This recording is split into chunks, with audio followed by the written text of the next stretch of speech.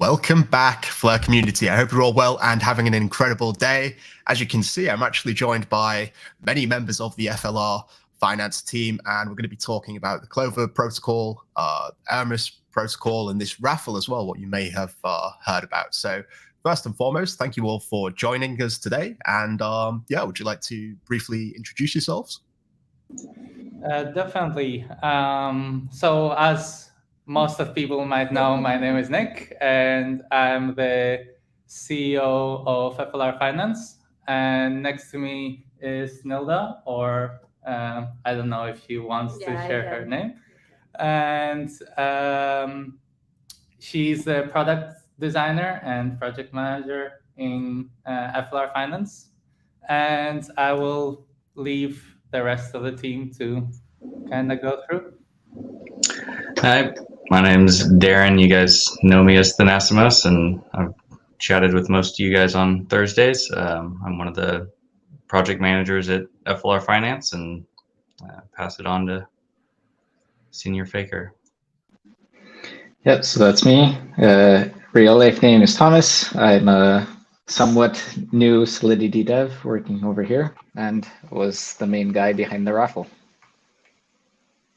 Yeah, that's great. And yeah, like I said, it's a pleasure to have you guys here. So I know many people are actually pretty involved with this raffle, but for those who are not, there is actually a pinned comment in the chat on YouTube if you want to pick up some tickets.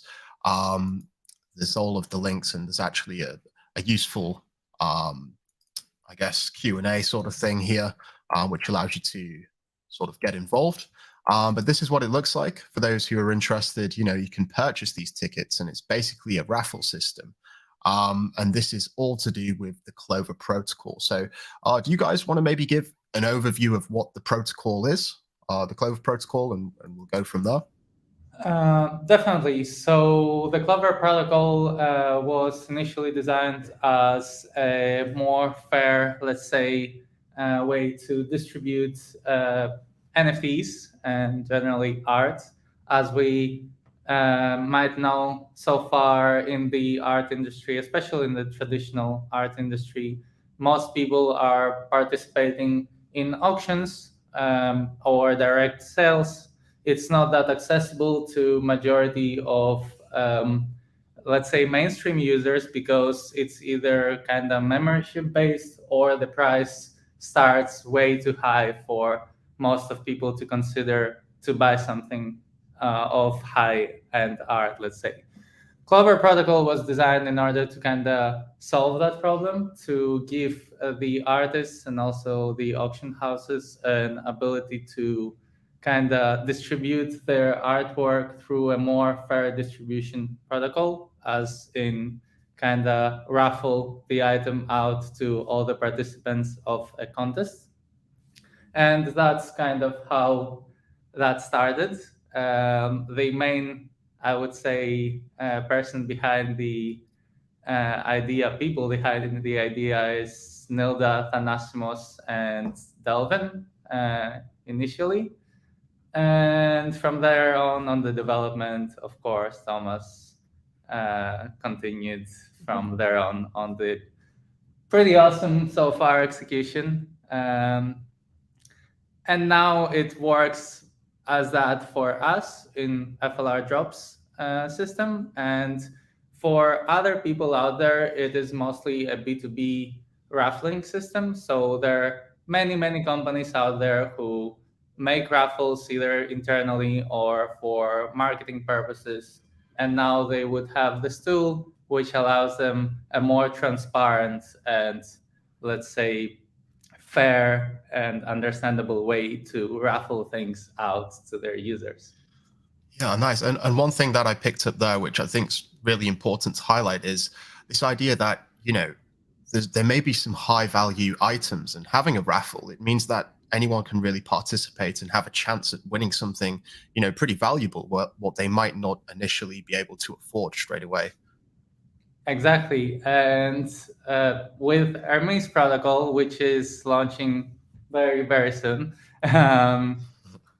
in the following days to be precise, people will be actually able not only to get an NFT, but to redeem that NFT into an actual real life item, which could be a piece of clothing, a piece of jewelry, a piece of high-end art in real life, right? And the use cases are just going out. Yeah, so these protocols are basically complement each other, right? So you've got the Clover, which is like the raffle, the sense of like a raffle, but then you're also going to be able to redeem these for physical items, and the Hermes protocol, that's all about, I guess, confidentiality and privacy, where you're not really having to rely in the traditional sense of storing your information on a centralized database, right? Where it remains private between only the people that need to know, the buyer and the seller, right?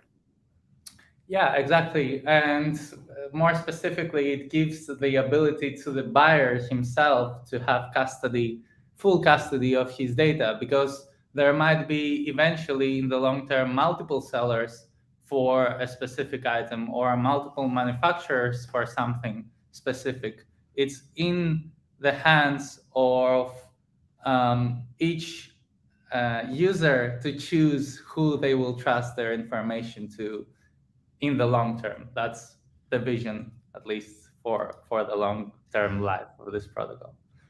Yeah, definitely. And I just noticed we've got Flintstone in the chat here, and there's 10 minutes left on the draw. So this is basically a countdown, right, for the raffle. And anyone that's holding a ticket. So I've got some here. This is what the ticket looks like as an NFT, obviously on FLR Drops, and this is running on Costin, right? And I think that's very important to highlight, because I guess the pipeline ideally is to go from Costin to Songbird and then to eventually FLR once it launches. I guess a good question to ask would be, why are you starting this on Costin and not Songbird?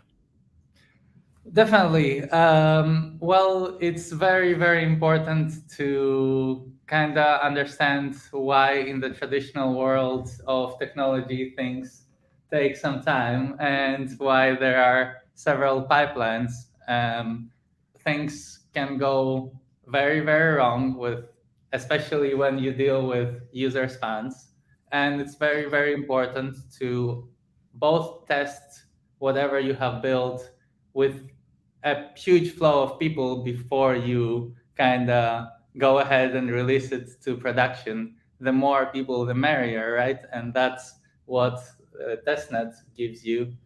And then also for the users themselves to understand why this thing exists, what exactly it does, how they will interact with it in the long term. For the moderators to understand what kind of questions the users might have, for designers and project managers to understand what went wrong, and all those little details that need to be ironed out before this goes to production. Yeah, for sure.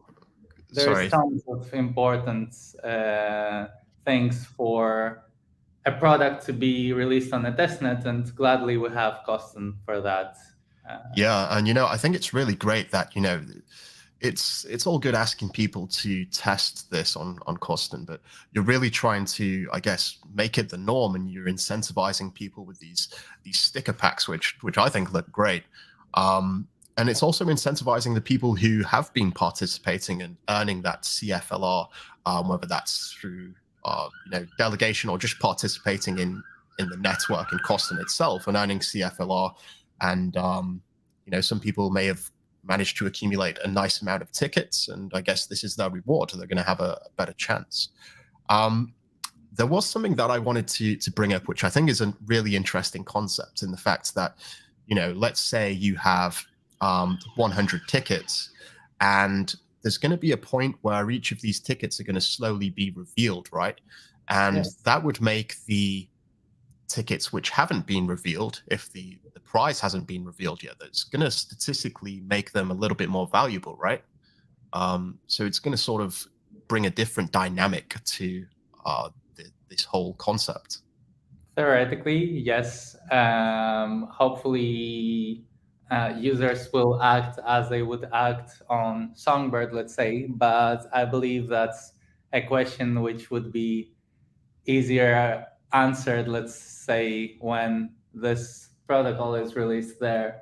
And that's a very, very interesting, question to have. And we will, I guess, find out the answer together. From like user behavior perspective, I'm actually like very curious about that. Like, how are the analytics tickets going to be treated after the reveal of target? And when we have like half of the winners discovered, and the other half is still in the final of the reveal. Yeah, I think I got that. Nyla, you are a little bit quiet though. I don't know if the microphone's heavily slanted towards Bannik, but yeah, I think I just got that. But yeah, it's very interesting. I mean, we're running up on 4 minutes here until the countdown finishes. What are going to be the next steps for the people that have tickets? So yeah, I would like Thomas, who actually built the system, to kind of explain people what they're about to see and why they're about to see what's happening. So yeah, Thomas. Yeah, so this is one of the first of 3 phases, you can call it, that are kind of user-facing. The mint phase, of course, which we're pretty much ending now. So the next one will be the actual draw phase, where we draw as many winners as was chosen or designed or whatever. Yeah, so as we all know, it's pretty hard to actually get a good random number on the blockchain, since, well, everything is pretty much public. So thanks to, after talking with the other part of the FLR finance team, the more technical scientific part, we designed this system where we use a future block and the block hash of that future block. And we use that to generate this random number. So we have to wait about 100 blocks, because I think the confirmation number for a transaction on Songbird is about 90 blocks. So we added another 10 on that to make sure that, it's safe and it's hard to tamper with this future block. So we wait 100 blocks and then use that to generate the random number, which will in turn give us a winning number, kind of a winning ticket. And so we repeat this process X amount of times to basically find X amount of winners. So on Costin, it will be kind of slow, just because the blocks are minted quite slowly. But on Songbird, it should go quite fast in the future. And how many sticker packs are up for grabs? Sorry, just to interject, Lo. There's 30, as far as I'm aware. 30 winners in this raffle. And so after that, once all these 30 winners are kind of chosen, we'll move on to the last phase, which is the reveal phase, where anyone can basically take their unrevealed tickets and reveal them, and to find out if they have a winning ticket or unfortunately losing ticket. And you can reveal as many tickets as you want, up to gas limits, which I think are about 1,700 or something like this. So you can also do it in packs to take advantage of this reselling or something like this. Yeah, nice. I really like it, and the concept is absolutely incredible. And yeah, we're coming up to 1 minute to go. Yeah, I guess we're going to see what happens. Yeah, so just to make it a bit more clear, first there will be a transaction which will set this future block, and then we'll have to wait until the block arrives, and then the actual choosing of the winner, a transaction will be available, and anyone can sign either of these 2 transactions.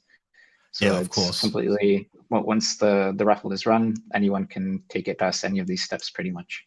Doesn't matter if they've bought a ticket or not. It's open up for anyone to move forward. Yeah, and something else that I noticed in the white paper, which I found very interesting, is that these raffles can have certain parameters or requirements for you to run them, right? So you can say if you're holding a particular token or NFT, right, or something like that, and you can have minimum amounts and maximum amounts. Where was I seeing it? Oh, I think it was this bit here. If you can see it, let me just blow it up a little bit.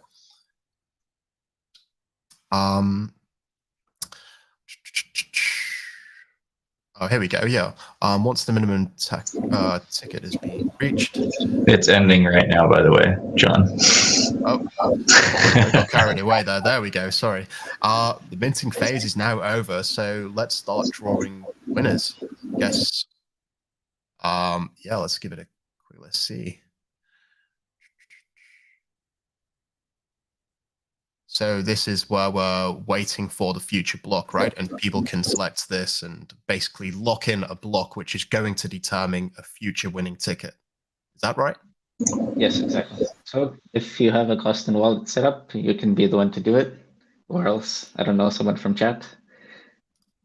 Yeah, let's see. I definitely have some CFLR, okay. maybe. It looks like someone has already confirmed the transaction. So now we have to wait to it. 99 blocks on custom, which can take a while. Yeah, but it'll it slowly makes count sense now. down. Okay, so Yeah, now so- everyone needs to spam transactions on custom, even simple transfers to speed up the process.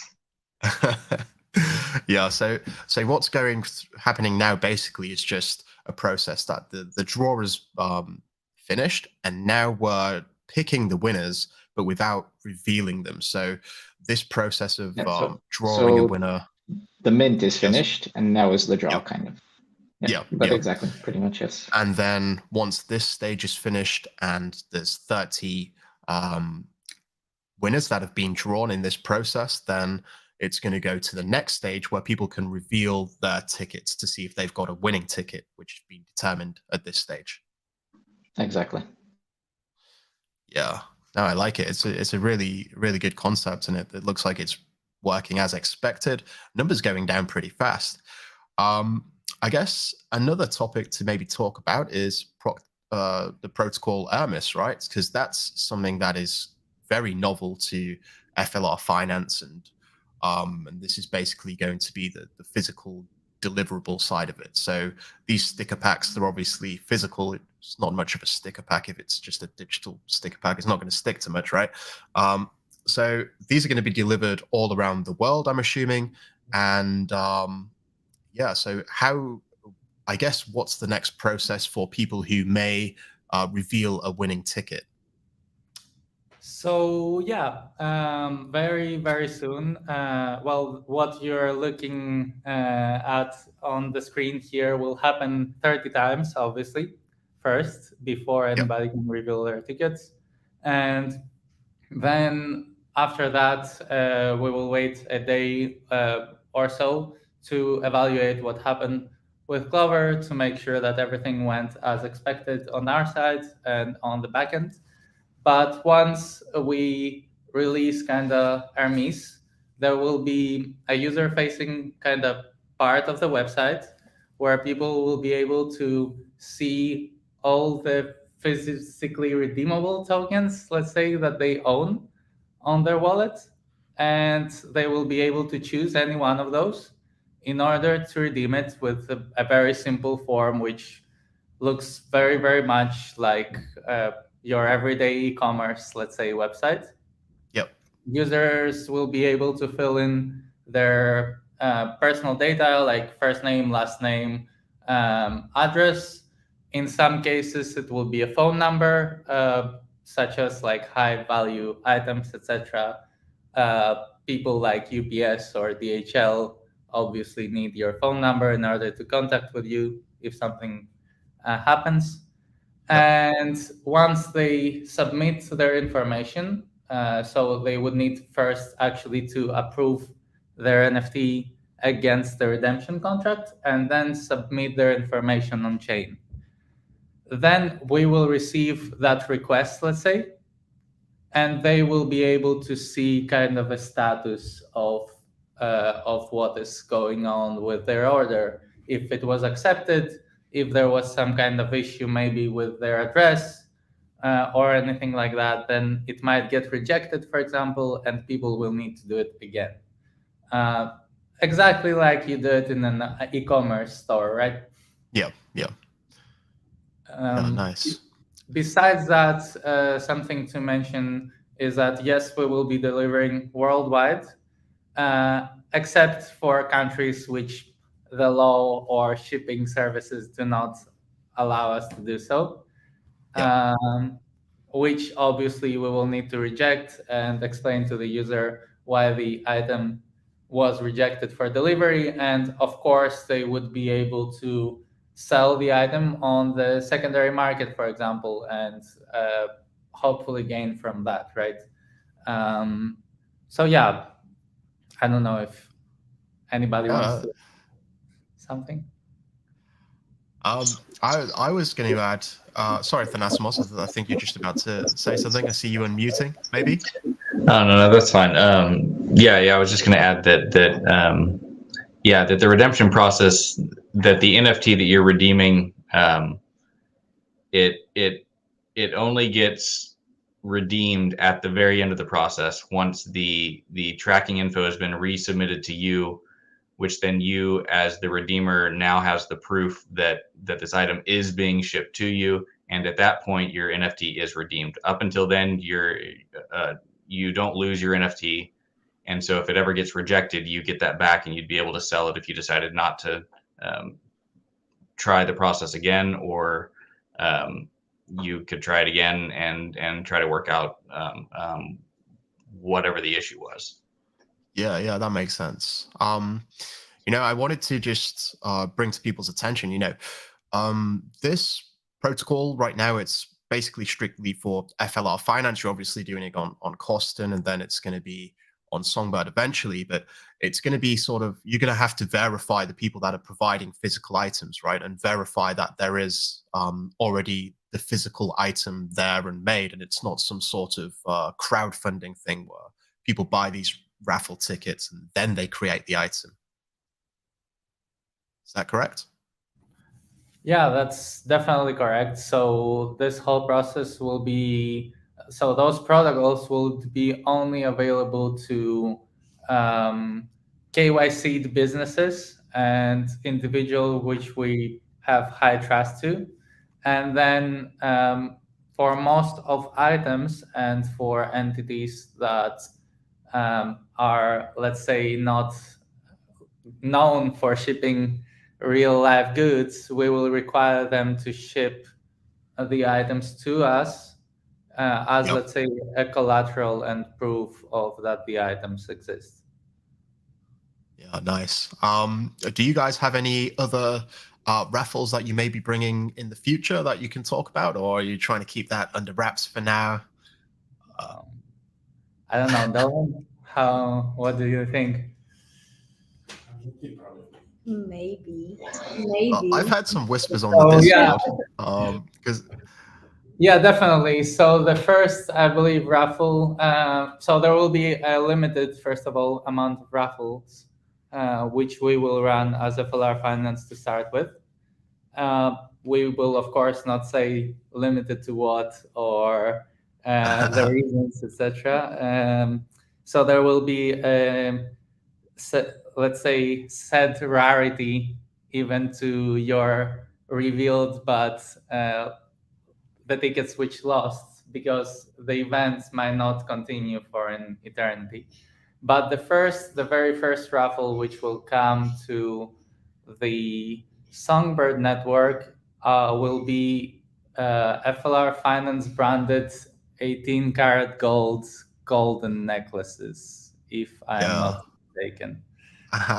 Yeah, no, I did hear about that. Yeah, no, I'm looking forward to it, and that's something I'd love to get my hands on. So we'll see what happens. But yeah, with regards to the drawing of the winners, it is going to take a while. So I don't think it's worth waiting here for all them transactions to pass. It's probably going to be a couple of hours. But yeah, I guess, do you guys have any anything else that you want to add before we wrap up?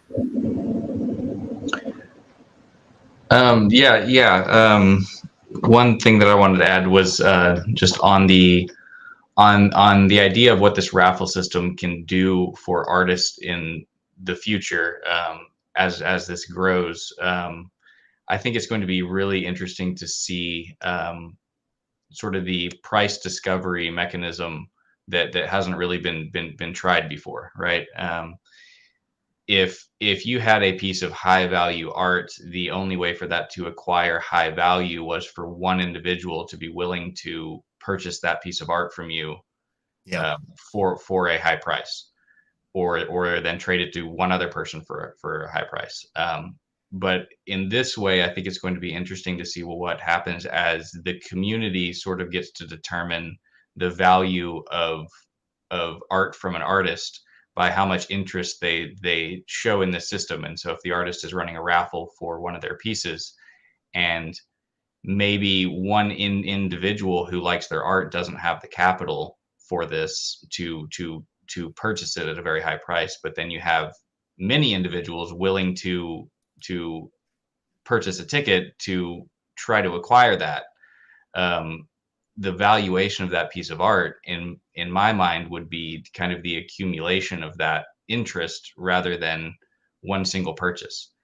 And then you layer on top of that the secondary price discovery of, well, so then the person gets to sell that piece of art that they've now won.